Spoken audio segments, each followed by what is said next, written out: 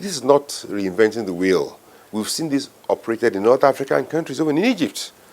There is an industrial park known as 9th of Ramadan City, which I visited in 1987, right? And you have many of them in Asia as well.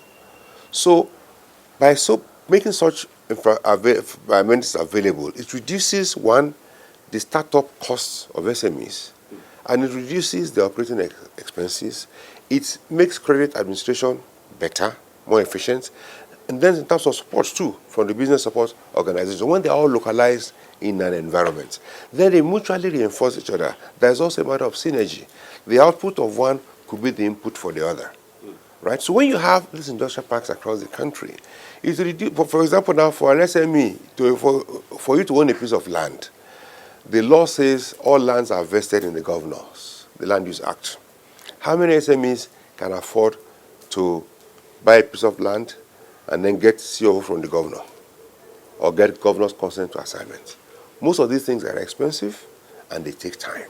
So these are some of the bottlenecks in the environment. So that's why we're saying that let's create an ecosystem for SMEs that will address some of these challenges. In the area of markets as well, there are, for example, some of our customers who we have introduced to, we try to reinforce SMEs around large enterprises. We introduce those SMEs into the supply chain of large enterprises. For example, those who process cassava, they supply cassava flour to the flour millers or flour milling companies, right? So that's a way of helping them. One of our customers, for example, who produces gari, came up with castle flakes. He was a youth copper when he came to BOI. BOI and they are all working together have supported this guy such that now today he supplies the military in Northeast gari in sachets, combined with gari, with sugar and milk, or with granules or whatever. So that's talking about creating access, markets for SMEs. In some other countries, a certain percentage of public sector acquisition or purchases must be to SMEs. You must patronize SMEs. You said something quite stunning, being the result of the study carried out. 9 out of 10 business plans sent in do not make the cut. What makes a business plan so difficult to write? I mean, people can read and write. One would assume that if you can read and write and you have, you have a sense of logic, you should be able to write a bankable business plan. I'd like you to first respond to that, and then I'd like to hear from Mr. Olagunju as well. In my local language, if you say sorry, there are 2 ways of saying sorry. And they will mean 2 different things. So sometimes the way we look at figures also depends, we can look at it from 2 sides. From the banker's perspective, I think it's easier to look at it like that. But from a business development person, I will also read it differently.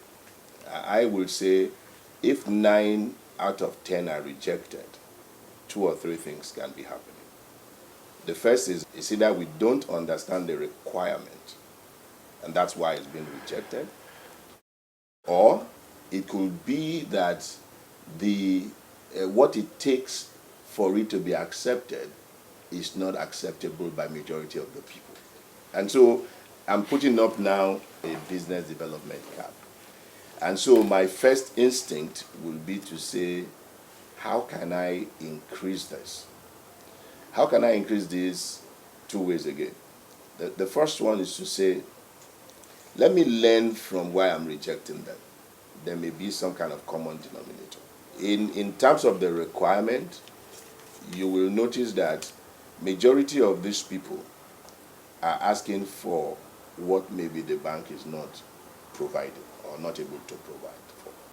Let's look at the Bank of Industry. What are the major reasons why you have rejected a business plan or proposal? Well, from the onset, The most recurrent ones. yeah, because we are government owned. The attitude to credit, unfortunately, is very poor in our society. Out of every 10 who walk through this door asking for a loan, have a mindset that are coming for their own share of the national cake. and they don't want to pay back, which is very unfortunate. How can you tell someone doesn't want to pay back? Yeah, it's based on experience we've received. For example, you can imagine somebody applying for a loan of 200 million naira on a piece of paper, not back with a business plan. Yes, we've seen it happen. Equally too, we've seen Nigerians approach us knowing that, yes, we require collateral. They now come with cloned certificate of occupancy. So by the time you come with a fake CFO, it means that you don't want to pay back ab initio. But our eagle-eyed legal experts in-house go to various land registries and are able to see through this fraudster. It's unfortunate. So, and I keep saying, a financial product, in designing a financial product or setting up a financial institution, you must take into account the characteristics of the environment in which you are operating. Unfortunately, our values have suffered in this country such that our attitude to credit has deteriorated. But increasingly, steps are being put in place to improve the quality of governance, to ensure that our behaviors improve, like the BVN being introduced by the central bank. You cannot take a loan from one bank, not perform, then go to another bank and misbehave. Also, the credit bureaus, it has also helped us. We do our credit checks. There isn't a credit scoring system yet in this country. In other climes, right from when you're a student, you are made to be aware, it's in your subconsciousness, that your credit scoring or your credit, the quality of your credit, is being appraised at every instance, every transaction. Even when you subscribe to a phone plan as a student, if you default, it affects your credit scoring. If you get a card from a supermarket, Macy's for example, and you default, it affects your scoring. And information is circulated, right? So because of where we are coming from, most of our policies have been informed by experiences. You mentioned Bank of Industry. Don't forget that we were founded in 2000 or it was reconstructed into Bank of Industry 2001. The institution as a legal entity is 56 years old, dating back to ICON, when ICON was incorporated in 1959, restructured into NIDB in 1964, and then 2001 Bank of Industry. So when Bank of Industry was launched, we took on board the lessons learned when NIDB functioned. We also took on board lessons learned by other institutions like NBC and Nigerian Bank for Commerce and Industry and the National Economic Reconstruction Fund.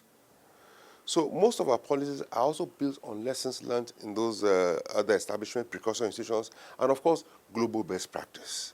Our vision is to become Africa's leading development financial institution driven by global best practices.